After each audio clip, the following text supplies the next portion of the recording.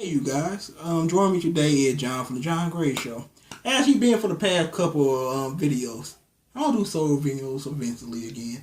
But you don't want to make solo videos anymore. I'm going to. But this one is just about like doing this writing process I've been going through with Mizuki right now, my fantasy book.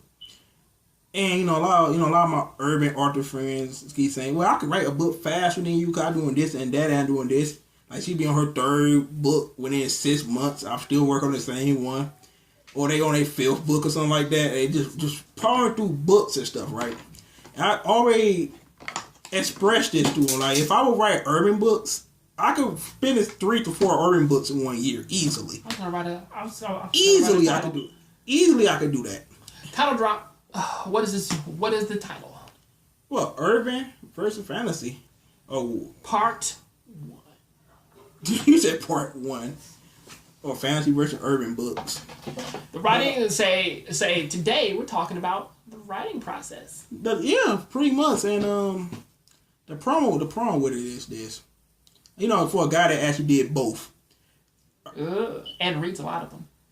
Okay, before I dive into that, the people that actually were on my head about this is people that write, when they write their book, it's just full of drama and dialogue. There ain't no like details. They are not creating atmospheres or any of that.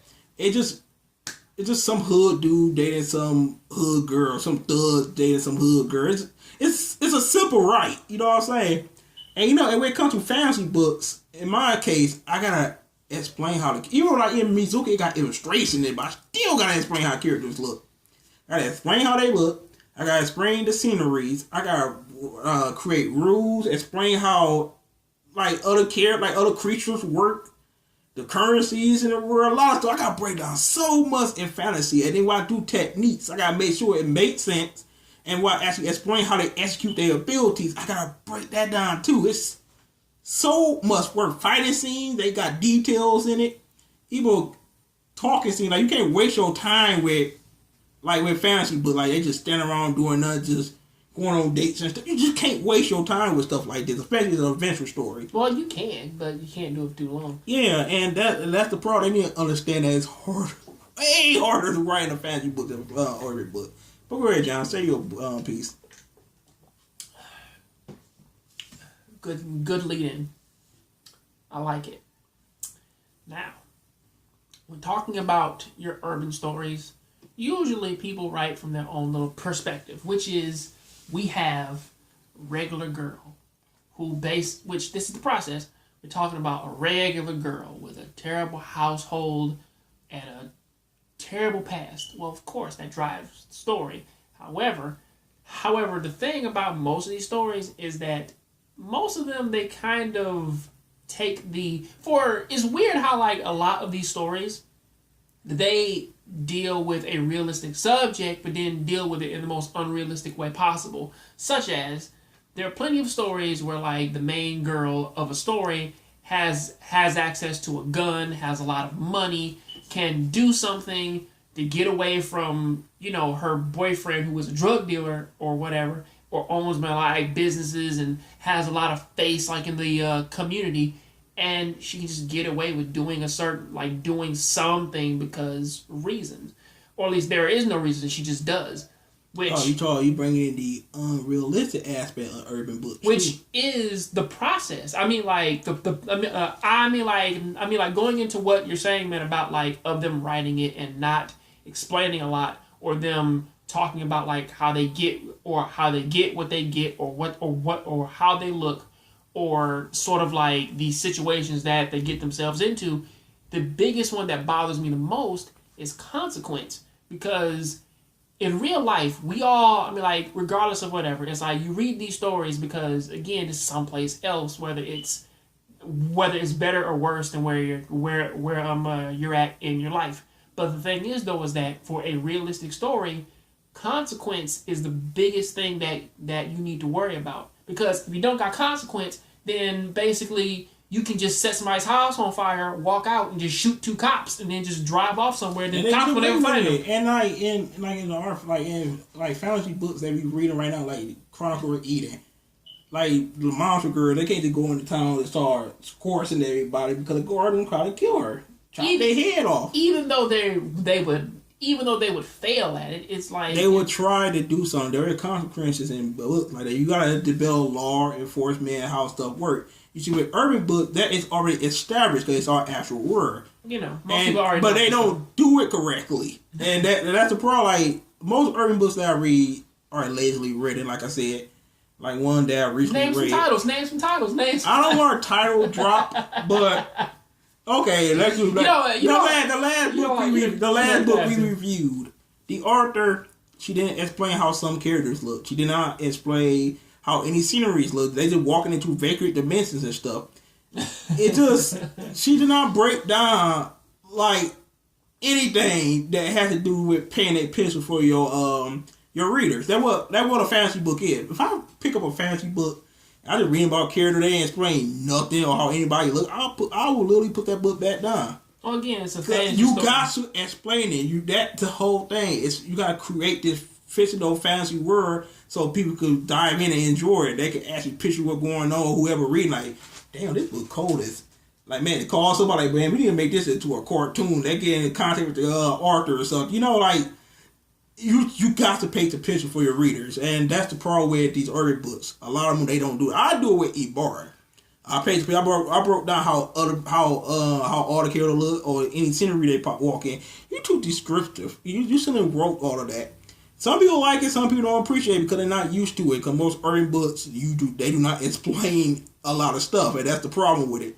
And that's why it's easier to type that. Let's say for instance, y'all like, you know what? Let me just type like everybody else with an urban book. I explain how the main character look, but any random person. I mean, I do it with E-Bar. Sometimes it depends. Like you like a waitress. I like, okay, I attracted right waitress that had this on and that on, but I really don't go in full details how she look or whatever. We get to understand it. But to skip all of that, it's just I walk in the room, I see my mom. He just talked to his mom. Her name is just right there, like Miss Jones. Miss Jones. That's it. You don't know how Miss Jones look. You don't know her personality or anything. She's just there, and that's the part where all these urban books I'm reading. I forgot the top 5, which I was just looking up on my phone. But I forgot the top 5 things that went into writing. But I know that number 1, like 2 of those are writing and setting. Those are the 2 things like that are really important with going into a story. It's sort of like the who, what, where, when, why thing.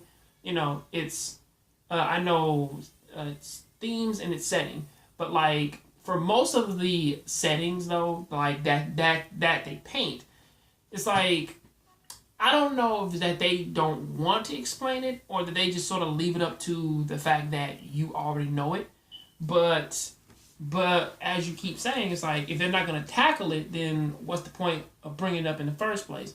And this is sort of the same thing same thing for me when it's like, if you want to say that your character has a business, okay, what is that business? And if there's problems, okay, and if they run into the law, the accounts of that business should freeze, or something like that. Or at the very least, it's like you can't just say, well, now I've known this person for X amount of years, or this bad thing happened to me, and I'm just perfectly fine now. You know that some characters, when traumatic things happen to them, they don't change. Do you know that? Mm-hmm. That when they write their characters, sometimes they don't change. Now, this is sort of jumping all over the place, but then again, it's like this still kind of goes with the prompts of writing, because it's like there are a lot of do's and don'ts in which that you don't do. And since this is a story that's based in realism, when you have problems, you kind of got to carry that with you, even though some of it does sound kind of really silly, such as like, hey man, the mother kicked him out the house or whatever. It's like you have no traumatic experiences like after that. It's like just a character development and and basically how somebody would actually naturally react. I would talk so like. I mean, the thing is, this go beyond. Like, if you compare the two of them, it's going way beyond. It would take a long time to go explain all of this. So I mean, it's sort of like we should come back for part 2 with this, but I mean, like, quick example though, it was like when characters kill other characters, like in an urban story, versus you do it like in a manga series. In a manga series, fantasy, or at least manga fantasy, yeah. But like when you see that in a fantasy thing, it's like we have a reason to go after this character and kind of like push the main character or one of the characters, man, like to their breaking point to when they actually did it, and then you yourself, you felt relief from it, right? To where like that it's a problem. They had to die because like when like going like into video games, like Rowdy Auto stories with General Cross, you're like, I hate the character, but like when he dies, you're like, I feel relief. Because that's a messed up character. I know, right? but sometimes they just. But then everything. But then you deal with like an urban story. You fucking my bitch. Bah. And then you don't really care. Like why? You know, they don't have no build up on it. They don't need to establish the character's personality or the well-being to make you actually care about them before they get killed anyway. So it's like our fantasy story, they mostly do that unless it's just random cannon fodder that you're getting killed. But those are just those are just set dressing. Like just like this is the type of place. The main thing though, I can say this to the people that were on my head about, man, you should have wrote E-Bar because you been I would have been done with E-Bar. But let me explain why it take me so long to write Mizuki. Fighting scenes, establishing a world and rules and all the creatures on the world in that particular. In the particular part of the book that we writing. Well, we got to establish all that, how, chi work, mana work, how everything they doing in their work, or what type of creature they are. Or, if I explain their family, explain what that family all about. World building. They're building character relationships and stuff. It's so much to do in a fantasy book. It's just... I mean, not everybody does it, but again, like, it's... I read fantasy, but they most of them do it. Most of them. I know, but I'm ain't just like we read urban books where it ain't really nothing happening. Like seriously, nothing happening. It's sort of like they explain like as stuff that they should be explaining. It's sort of like watching a movie versus watching like a TV series, which is like like in a movie, of course you get like just a little bit of information here and there, and they give you enough to kind of get you from point A to point B. But unless there's like a bunch of them coming back and forth. Right. But like for a TV series, like you have the time to establish who this character is, where they're from, their powers, their family, how people see them. Like all the little things that make you like the character more than what you do. I mean, this is sort of kind of why most people, why like when they ask people like, hey man, like, who's their favorite James Bond, a lot of them say Daniel Craig because he does more with the character than what everybody else ever did. So that's sort of kind of how that goes. It's like, like it's a realistic plane of existence with spies or whatever, but like it's realistic in a sense, Yeah, but that basically all I gotta say, cause we ain't trying to make it real long. So we'll come back with a part 2. Part 2. We will talk more about character.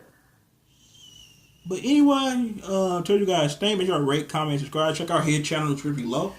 And have a good one. Peace out. I gotta edit the shit out of these videos. Fuck. Well, I don't know. You gotta edit this one. Of course not this one. I mean, like all the other videos on my channel. I gotta edit the fuck out of them. Yeah, have a good one. Peace out.